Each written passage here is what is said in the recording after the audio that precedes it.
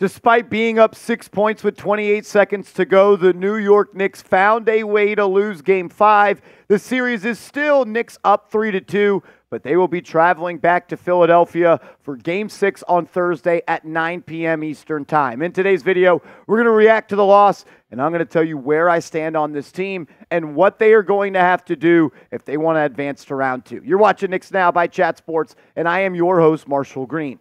After a night's sleep in trying to remove emotion from this equation, which I am struggling with a lot, it's just one loss. That's all it is. It goes down as one loss. It's not the end of the series. You still have 2 games. You have 2 games to get 1 win. And a lot of people have asked me, Marshall, who do you blame for this loss? I blame the entire team. Every single player had a part in the late game collapse. Josh Hart missed a clutch free throw, had a terrible turnover with less than 4 minutes to go. OG Anunoby missed a clutch free throw and had a terrible turnover trying to feed Mitchell Robinson under the basket with less than 4 minutes to go. Jalen Brunson missed a clutch free throw and had a terrible turnover in overtime. Mitchell Robinson fouls Tyrese Maxey for him to convert the 4-point play. Isaiah Hartenstein gets caught ball watching on the backdoor screen set for Kelly Oubre in overtime when it was tied at 106. And Deuce McBride does not foul Tyrese Maxey when Tom Thibodeau is clapping at him at the sideline, telling him to foul, allowing him to pull up from the logo and tie the game. And Tom Thibodeau, I understand that you didn't call a timeout, and I understand why. But it's one of those situations. When you don't use a timeout and it works, great call. When you don't use a timeout at the end of the game to set up a half-court out-of-bounds play and it doesn't work, you should have called timeout.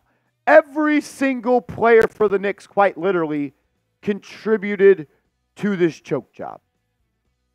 It is what it is. You lose.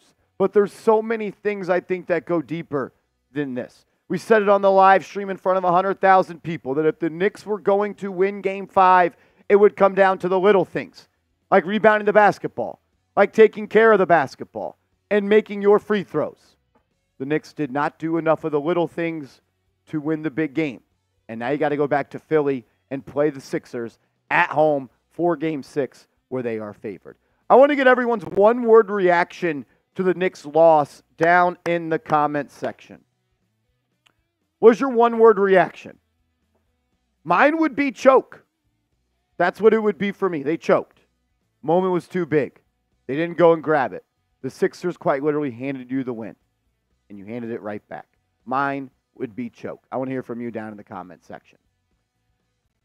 Jalen Brunson was unbelievable. Again, outside of 2 plays. But in the biggest moments in the NBA playoffs, you need your star players to not have those bad plays in the biggest moments. He missed a clutch free throw, had an opportunity to really get within striking distance. I know he hit the 3 after that, but another missed free throw. And he had that terrible turnover again at the end of the game where he jumped to make a pass to Isaiah Hartenstein and he turned it over. Reminiscent of the turnover against the Miami Heat. I love Jalen Brunson. I think he's a top 5 player in this league. We are lucky for him to be a member of the New York Knicks. But at some point, he's got to do it in the clutch. Like, get it done in the clutch. So far, in his NBA playoff career with the New York Knicks, Jalen Brunson has struggled tremendously in the clutch. This comes from DJ Ace on NBA.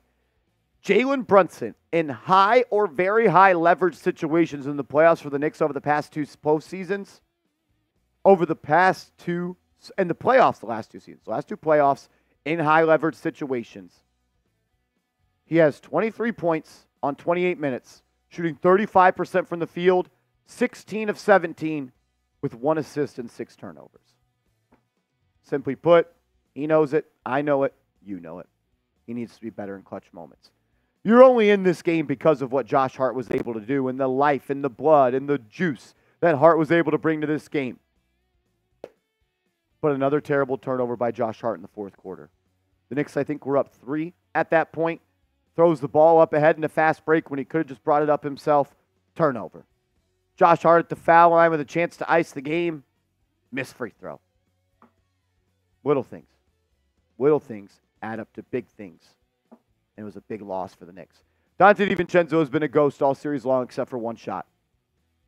I named Donte DiVincenzo my X factor for this series. He has not showed up.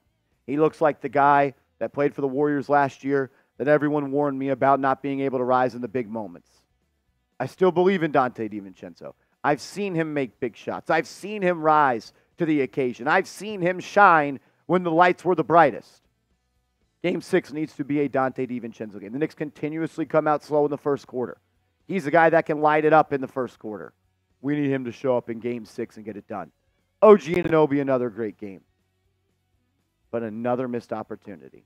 A missed clutch free throw for OG Anunoby. A bad turnover for OG Anunoby, trying to force the ball to Mitchell Robinson under the basket. KYP. Know your personnel. He did a great job, but he contributed to this. It was a team loss. It truly, truly was. Isaiah Hartenstein didn't really even play all that much. 26 minutes for him. But in overtime, he got caught ball watching on a high pick and roll where Oubre slipped the screen. Oh, man, very disappointing. Mitchell Robinson, dumb foul on Tyrese Maxey, shooting a three, allowing him to go to the line and make it a 4-point play. And then on the Tyrese Maxey shot from the logo to tie it, Mitchell Robinson is in drop coverage at the foul line. Scoot up, man. Scoot up. Attention to detail. Focus. That's what the Knicks lacked at the end of the game. Deuce McBride and Josh Hart are the lifeline of this team. They are the juice. They are the heartbeat. You're not in this series if it's not for them, and you don't almost win this game if it's not for Deuce McBride. But Tom Thibodeau told you to foul. And you should always foul when you're up by 3 with less than 24 seconds to go. Why would I give you the bullets to the gun to kill me? That's what you do when you let them shoot a 3.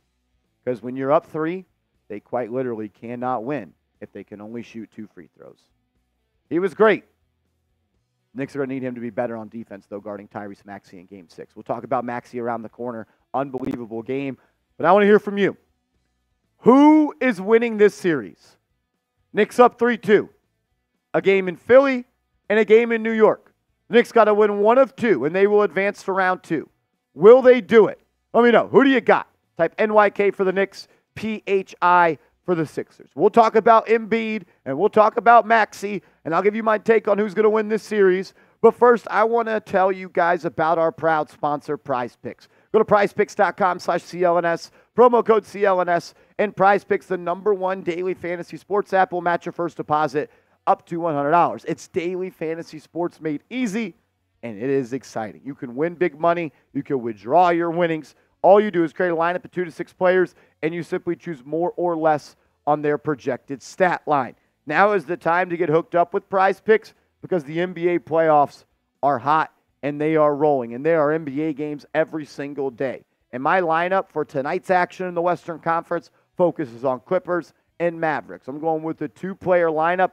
They have a special running right now on Prize Picks. They have lowered James Harden's points to 17.5. I'll take the more on that. And I also think Kyrie Irving's going to have another big game. Give me the more on his points. You can roll with my picks or fade my picks, but I kindly ask to support the show and play Prize Picks. We love having them as a sponsor. We want to keep them around. But the only way that'll happen is if the Knicks Now real ones show up and show out. So go to prizepicks.com/CLNS, use that promo code CLNS, and they'll match your first deposit up to $100. What Tyrese Maxey did in the late part of Game 5 will be remembered by everyone across the NBA. It was one of the best performances we have seen this playoffs, and I know Knicks fans thought they saw a yellow and blue jersey with number 31 on the back. And he missed 3 clutch free throws in the fourth quarter, but he didn't miss the clutch 3, and he didn't miss the clutch and 1, and he got hot in overtime again. The Knicks need to make sure that Tyrese Maxey cannot be this effective against them in Game 6. I don't know if you change the starting lineup and you start Deuce over Dante and you just throw Deuce on him for the entire time, or whenever Tyrese Maxey is in, Deuce is in. You got to match Maxey's minutes with Deuce, but you can't allow him to beat you. You cannot allow Tyrese Maxey to shoot 57% from the field and 58% from three and finish the night with 46 and 9 assists, especially when Joel Embiid played his worst game of his NBA career. Yeah, he had 19 points. Yeah, he had 16 rebounds. Yeah, he had 10 assists, but he had 9 turnovers. I've never seen an NBA player at that level of talent quite literally throw the game away. He threw it away 9 times. Said, I don't want the moment. It's too big for me. Literally just throwing the passes away. The Sixers begged for the Knicks to win this game. And they said, nah, I'm good. Kelly Oubre had a big bucket in overtime when he slipped that screen, went back door, laid it up and in. Knicks kind of fell asleep a little bit. Tobias Harris had a good game as well. 19 points from Tobias Harris. Look, they're role players. They showed up. You get 14 from Oubre. You get 19 from Tobias Harris. You get 8 and 8 from Nick Batum. They were just better and more focused and had a greater sense of winning down the stretch. That's all I can really say.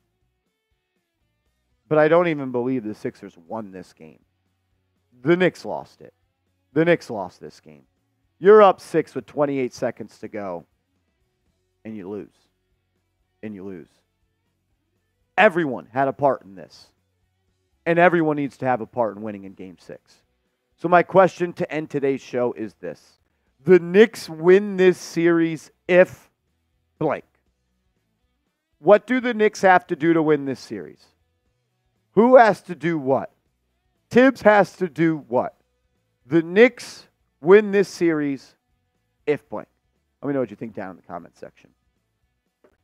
As a 29-year-old NBA fan and closely watching this league for about 20 years now, the NBA wants a Game 7. The NBA and the refs will do everything they can for there to be a Game 7 at Madison Square Garden Saturday night between the Philadelphia Sixers and the New York Knicks. But there's something about this team where they are a never-say-die team all year long. Adversity in their way. Injury after injury after injury. Doubter after doubter. Roadblock after roadblock. And all this team has done is fight. All this team has done is kept on trucking. Yeah, I believe the NBA wants a Game 7, but I got the Knicks winning Game 6. I do. I didn't feel that way last night. But you know what? There's something about this team that we've learned through 87 games this year. They don't quit. They're not going to fold. And they come back hard after getting knocked down. I got the Knicks winning Game 6 in Philly. It's not going to be easy. You're going to have to play your best game of the series. The hardest game to win is a closeout game on the road. Jalen Brunson, this is your moment. Go get it done. We'll be live on the channel tomorrow. Tip-off is 9 p.m. Eastern Time. We'll be live an hour before that. So subscribe and turn your notifications on. And let's go Knicks.